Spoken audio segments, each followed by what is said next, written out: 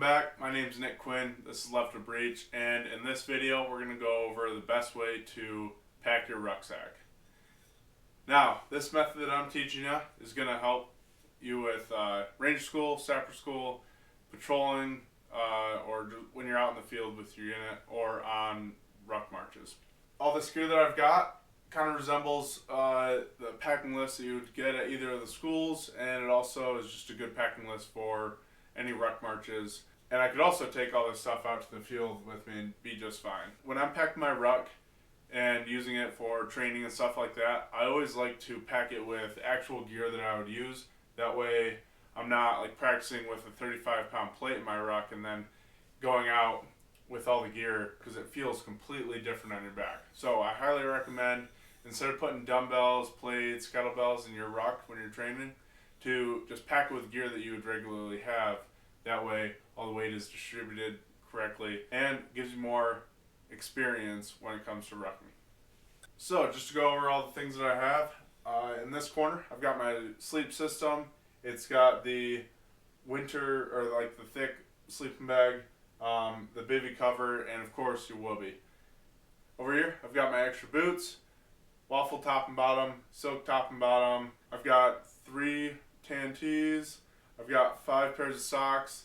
I've got baby wipes, 2 gallon bags of extra gear, all the small stuff that you would need, extra gloves, beanie cap, neck gaiter, hygiene kit, knee pads, and then in that bag is like a sapper handbook, a ranger handbook, or if you're with your unit, you can use it as like a waterproof bag to keep your leadership materials in.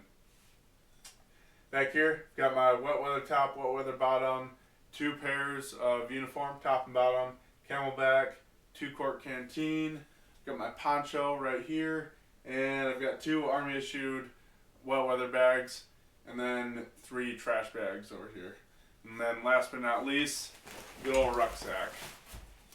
Now, if you guys need help assembling your rucksack, did a video on that just the other day, so you guys can reach back to that, go to our channel, find it there. It's very important to adjust your rucksack. That way this thing becomes like an external part of yourself. Alright? You don't want to go out there and let this thing smoke you when you don't need it to. So with this rucksack, there is a flap in the middle that you can zip, and it turns this thing into 2 compartments where you can enter it, or you can get into it from the top, and you can get into it from this like half moon opening right there in the bottom. I've found it a lot nicer to just keep that compartment as one large compartment through the whole entire bag, especially when you've got a lot of gear that you're carrying around. For this instance right here, I'm going to keep it open. I hardly ever close that flap anymore. When I'm packing the ruck, I like to keep the lighter stuff on the bottom and put all the weight on the top. That way all that weight is on your shoulders. It's a lot easier to get up, it's a lot easier to move, and you'll be able to move for longer distances as well. Alright, let's get to packing. Alright, like I said, the lighter stuff goes in the bottom, so we're going to start with the sleep system. This is something that you're really not going to use that much, because if you do get to sleep at all, it's going to only be for like a couple minutes or a couple hours. So you don't need to access it. You don't need access to it from the top. That's why I always put it at the bottom, and it's real light. So you're going to want to waterproof everything in your rucksack. If you've got the Army issued wet weather bags, I always recommend putting the green side in. It's a lot easier to grab all your gear in and out. It slides in a lot nicer, and it allows the like rubbery side to just stick and form to the inside of the ruck. That way this doesn't wiggle around in there at all or anything like that. It becomes like one unit with the ruck. So first step, put the wet weather bag into your ruck. After that, I'm going to grab my sleep system. Now you'll notice that I'm not using the stuff sack. That really does limit how much you can put in these rucks. I found that if your sleep system is together, meaning like the bivy cover's on it, I shove my whoopee inside of it, and it's all buttoned and kind of zipped up, that can just be mushed right in the bottom and everything forms around it. It's a lot nicer than using that stuff sack and creating like a brick in the bottom of your ruck that basically just takes up space and prevents anything from being pushed down. So, load that up. There's no real art to this. You kind of just shove it in there, cram it down as tight as it'll go, and then once you're done, take that wet weather bag and gooseneck it. I'll show you real quick. You just grab it, squeeze all the air out, twist it a couple times, and then for the sleep system, I always shove that gooseneck right down towards the opening on this bottom compartment right there. That way, when you need to get to it, all you gotta do is unzip that and pull your sleep system right back out. Zip that back up, put your ruck underneath your feet while you're sleeping or something. That way your knees and ankles don't get all swollen from all the rucking you did that day. And then when it's time to get out of there, all you gotta do is shove that sleep system into this compartment down here, and you're good to go. Goosenecking it, twisting it right down towards it so I can get towards that zipper so I can get into it later on. And look at that, we got a good base to the ruck. You'll know that you got a good base because it's not tipping over or anything like that. It can stand up on its own already. Next thing for the main compartment is like most of your clothes, like your waffles, your silks, your uniforms, your extra boots, stuff like that. You're definitely going to want that waterproof, so it's time to grab that other wet weather bag. If you guys don't have these, I recommend trash bags. A lot of people say the contractor bags are great, but I found those to be just so bulky and very loud as well. So I try to use just like the smaller, like 13-gallon stretchy bags, and I've never had a problem with getting water inside my ruck. So again, green side is in, black side is out. It really does just grip that ruck, and it allows you to access your gear a lot nicer. So shove that into the top.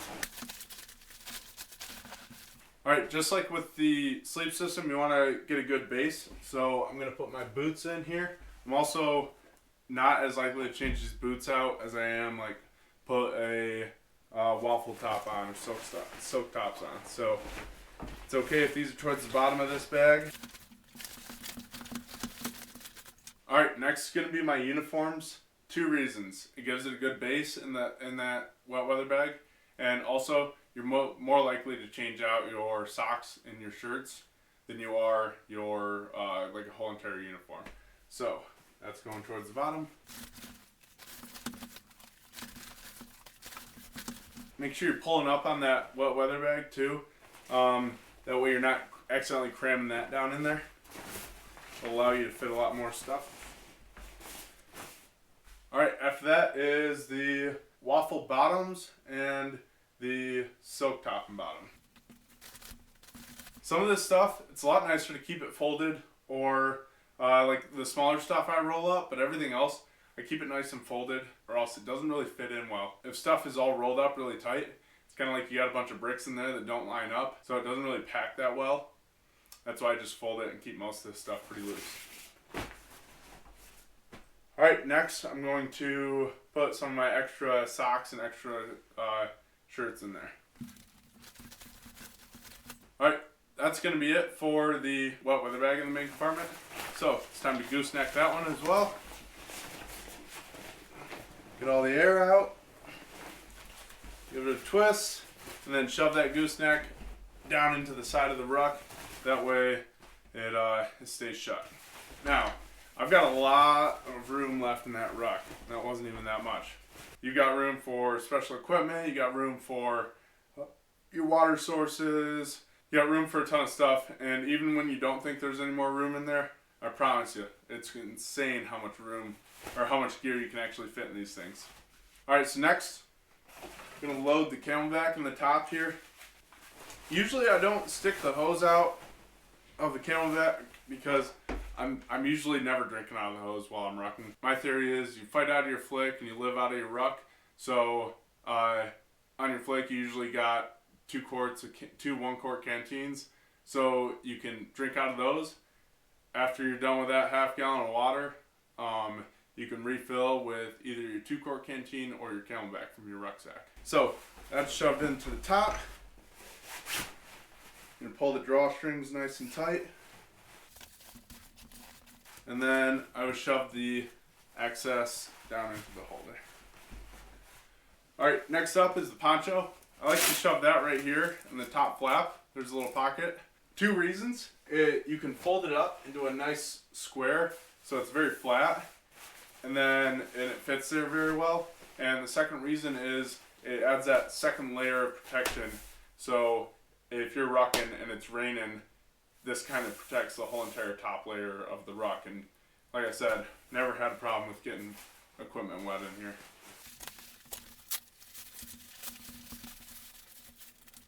Looks a little lumpy right now, but I guarantee you after 10 minutes of having this thing tightened down, next time you open up that flap, it is flat as a pancake. Guarantee it.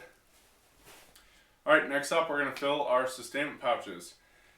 We've been waterproofing everything so far, so we're not stopping now. This is the point where I bring in the trash bags. Like I said, I use the smaller ones. They're more stretchy. They seem to work a lot better for me. Start off with shoving them in the pocket and getting a good base in each Sustainment pouch. Once you've got that, it's time to throw that extra gear in there. Make sure you keep these 2 Sustainment pouches as even as possible. That way one side isn't dragging you down. It's going to cause muscle cramp quicker on one side than the other. So make sure they're both even at all times.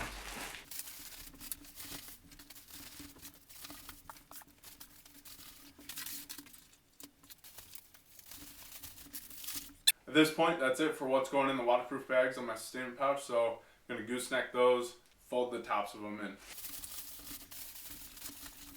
Still got a couple more inches of room in each Sustainment pouch.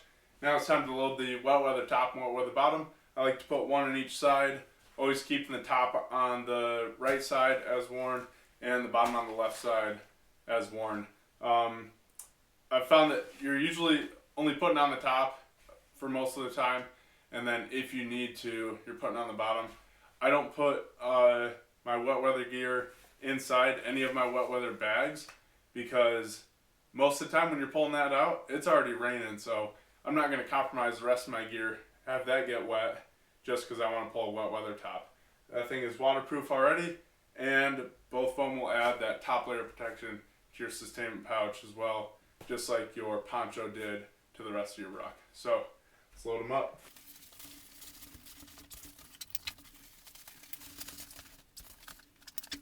Got my 2-quart canteen over here. I'm going to throw that in the pocket. Now you probably noticed I got the butt pack on here as well. It allows you to have quick access to equipment that you're going to need more often than not, and it's also a very good way to equally distribute extra weight. So open that up. Like I said, we've been waterproofing everything else, so we're not stopping now. Grab your other trash bag. Once you got your bag in there, it's time to load up your other stuff. In this one, I like to always put an extra pair of socks and an extra t-shirt and a gallon bag. It fits together nicely and fits very well in the butt pack as well. And then I've got my pair of socks that already have baby powder in them inside a 1-quart Ziploc bag. They're not rolled up. That way they're nice and flat and they can kind of mold to the butt pack in there. But yeah, we're going to cover a video on tips and tricks like this that'll make your life easier out in the field. So be on the lookout for that. And then if it's winter, I always keep that waffle top near me where I have ease of access. Yeah, I'm going to shove it in the butt pack. That way if I need it, I can just grab it immediately and don't have to search through my entire ruck. Just like all the other wet weather bags, you're going to gooseneck this one, shove the top down to one of the sides, call it a day.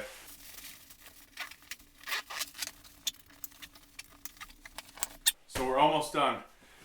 Once you packed everything, it's time to buckle everything up and make sure that you don't have any straps hanging out. The worst thing in the world is when you're on a ruck march or you're out in the field and you see somebody next to you walking and they're looking like a swamp monster. Having these straps dangling all over, one, it looks unprofessional. Two, it's not efficient, and three, it kind of reflects on how much individual soldier discipline you got. So make sure you're always keeping those tucked away nice and neat. I don't know if you guys noticed on the last video or this one, but I really don't tape any of my straps up because I found that it really restricts you when you need to get in. Like if I had tape right here, I can only undo this strap so far where I'd have to cut the tape and redo it every time. So I find ways, I'll either use these bands or just shove them into the molly webbing throughout the ruck. It still looks clean, it's efficient, and it gets the job done. And at the end of the day, as long as you can cover those things, then you're all set. So let's close this up.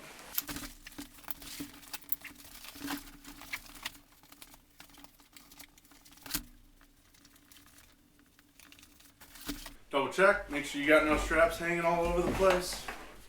I think I'm set. I'm sure if I do, you guys will let me know in the comments section. So yeah, the ruck is packed. I'm kind of curious, so and I'm sure some of you guys are wondering the same thing with all the gear that I had. So I'll be right back. I'm gonna go weigh this. All right, so after weighing it, it came out to almost exactly 55 pounds. That does include the Camelback and the 2-quart canteen, so it's probably right around 50 pounds dry weight. But like I said, the way it's packed, I could go out to the field with this stuff for a couple days, and if I'm gonna go rucking with it to train for ruck marches, it's not a weight from the gym where I would never have that on the field. So why would I train with it like that? All right, that about wraps it up. So far in the Rucksack series, we've gone over how to assemble your ruck, how to pack your ruck, and the next part of the series is to go over tips and tricks for mainly rucking, but it also involves some aspects of patrolling and ruck marching. So make sure you guys don't miss that. If you guys have any other suggestions, feel free to comment down below. Also, feel free to DM us on Instagram. Our handle is @leftofbreach. The Instagram is leftofbreach. So like the video, comment, subscribe, share it with your unit. That's what we're here for. Shared knowledge is power. Don't hold that stuff in. Alright, that's all I got for you this time. Make sure you keep training hard, build the team around you. Free grit is out there. Go get some.